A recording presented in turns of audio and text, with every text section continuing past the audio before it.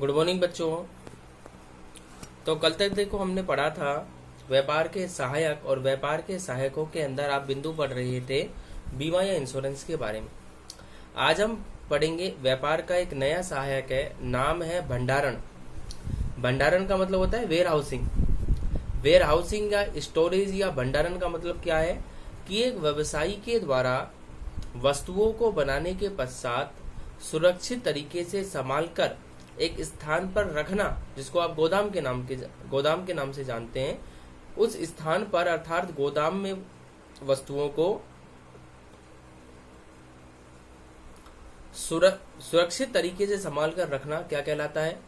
भंडारण कहलाता है। वो स्थान जहां पर ये कार्य किया जाता है वो क्या कहलाता है? वो भंडार गृह के नाम से, गोदाम के नाम से, स्टोरेज के नाम से, वेयर हाउस के नाम से जाना जाता है। और ये प्रक्रिया वेयर हाउसिंग कहलाती है। अब आप ये कहेंगे कि भंडारण या वेयर हाउसिंग किस तरह से, कैसे व्यापार का सहायक है? तो देखो, व्यापार का ये इस तरह से सहायक है कि कोई भी व्यवसाय ऐसा नहीं होगा जब वस्तु बनते ही बिक जाती हैं। अंतर जरूर होता है।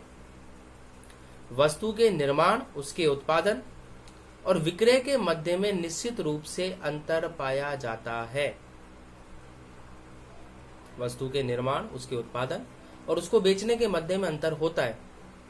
वस्तु उत्पादक बनाता है, बनाने के बाद तुरंत नहीं बिकती है। वो कुछ समय मांग आने में, ऑर्डर आने में, बिकने में लगते हैं। ऐसे में वो क्या करेगा, उस वस्तु को बना करके सुरक्षित तरीके से अपने संभाल करके अपनी दुकान पर, अपने गोदाम के अंदर रख देगा। अब ये थोड़ी ना है कि वो ये वेट करेगा कि जब मेरे पास में ऑर्डर आएगा, जब मेरे पास में मांग आएगी, आदेश आएगा, तभी मैं माल को बनाऊंगा। अगर आप उसी समय माल बनाने बैठे तो आप ऑर्डर की डिलीवरी करेंगे कब? आप उसको पहुंचाएंगे कब? और आपने अगर देरी कर दी तो वो ग्राहक रुकेगा थोड़ी ना, वो किसी दूसरे दुकानदार से माल और वस्तुओं को खरीद लेगा। अगर वस्तु किसी विशेष प्रकार की नहीं है, जो सभी जगह उपलब्ध नहीं होती है और एक ही व्यापारी के पास में है, तो वहां तो व्यापारी रुक सकता है। वहां पे तो वो व्यापारी जो है वो आदेश की प्रतीक्षा कर सकता है और वो रुका रहेगा। पहले आदेश लेगा, ऑर्डर लेगा, ऑर्डर लेने के बाद फिर वस्तु का उत्पादन शुरू करेगा। तो वहां तो ऐसा हो सकता है। क्यों? क्योंकि वहां पर प्रतिस्पर्धा, वहां पर कंपटीशन बहुत कम है, ना के बराबर है। तो वहां तो आप अपनी मनमर्जी चला सकते हैं, वहां व्यापारी मोनोपोली कर सकता है। लेकिन इस प्रकार की वस्तुएं जो कोई विशेष वस्तु नहीं है, सामान्य काम में आने वाली वस्तुएं हैं, जो हम अपने घरों में रोजाना नियमित रूप से काम में लेते। अब उन वस्तुओं का उत्पादन तो पहले ही व्यापारी को करके रखना पड़ता है, अन्यथा वो वस्तुएं मांग आने पर अगर आप बनाएंगे तो वो ग्राहक से ऑर्डर निकल जाएगा और आप निर्धारित समय पर मांग पूरा भी नहीं कर पाएंगे और ग्राहक भी नियमित ग्राहक है वो भी टूट जाएंगे। तो व्यापारी को माल अपने पास में बनाकर पहले रखना पड़ता है। ठीक है, एक तो ये कारण है। दूसरा एक भंडारण का कारण या भंडार गृह का कारण क्या है? दूसरा एक कारण ये है कि कुछ इस प्रकार की वस्तुएं होती हैं, जैसे कृषि पदार्थों की हम बात करें, हम एग्रीकल्चर गुड्स की बात करें, कृषि पदार्थों की बात करें, तो कुछ इस प्रकार की वस्तु होती हैं जो कि साल में एक या दो बार ही उत्पादित होती हैं, क्योंकि वो कृषि पदार्थ हैं, फसलें उनकी आती हैं, साल में एक बार आती हैं या दो बार आती हैं। अब उन कृषि पदार्थों को, लेकिन उनका उपभोग या उनका कंजप्शन पूरे साल भर होता है। उनका उपभोग, उनका कंजप्शन कैसे होता है? पूरे साल भर होता है। अब ऐसे में क्या किया जाए? अगर आप सुरक्षित तरीके से संभाल कर भंडार गृहों में, गोदामों में उन माल को, उन वस्तुओं को नहीं रखेंगे तो वो खराब हो जाएंगी और साल भर आप काम में ले ही नहीं पाओगे। तो उनके लिए वेयर हाउस बने हुए होते हैं, जिसको हम बोलते हैं कोल्ड स्टोरेज, शीत गृह। उन शीत गृहों के अंदर, कोल्ड स्टोरेज के अंदर वस्तु को रख देते हैं। जैसे हमारे घरों के अंदर भी शीत गृह या कोल्ड स्टोरेज है। रेफ्रिजरेटर या फ्रीज, जो रेफ्रिजरेटर है वो फ्रीज है, वो कोल्ड स्टोरेज का ही तो एग्जांपल है। हम अपने घरों के अंदर वेजिटेबल्स है, फूड है और सब्जियां हैं और फ्रूट्स हैं और दूध है, हम उनको क्या करते हैं? फ्रिज के अंदर रख देते हैं ताकि लंबे समय तक उनको काम में लिया जा सके और किसी तरह की कोई परेशानी नहीं हो। तो जैसे घरों के अंदर रेफ्रिजरेटर जो है, फ्रिज जो है, वो शीतगृह या कोल्ड स्टोरेज का काम करते हैं और वस्तुओं के उपयोगी जीवन में वृद्धि करते हैं वैसे ही